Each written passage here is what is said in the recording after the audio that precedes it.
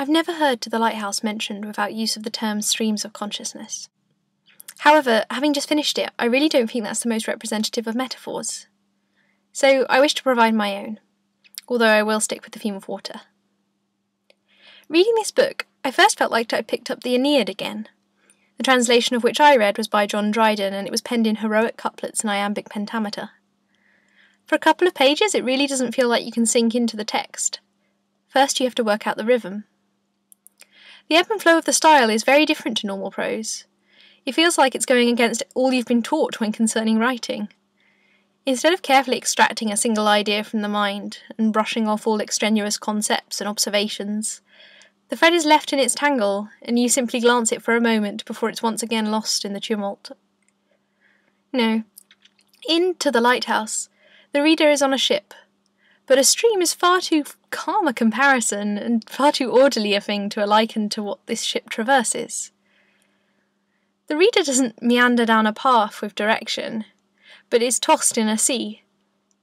You ride one wave until suddenly a stronger one looms, and now you're swept away on that idea instead. It's not even a single sea. You start in the furious storm that swirls around Mrs. Ramsay's head, but then she leans too close to John and suddenly you're caught instead in the shower of his petulance.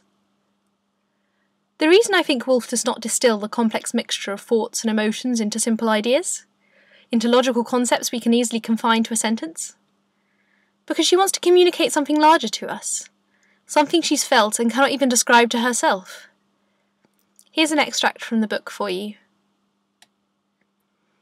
She could see it all so clearly, so commandingly when she looked. It was when she took her brush in hand that the whole thing changed.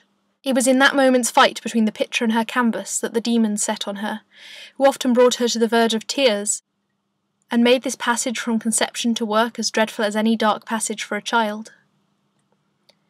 Woolf still wishes to communicate ideas with us, but they're not easy to explain.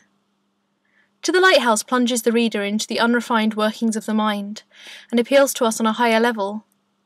In a wash of half-formed wails and triumphs, Woolf communicates with us complexly.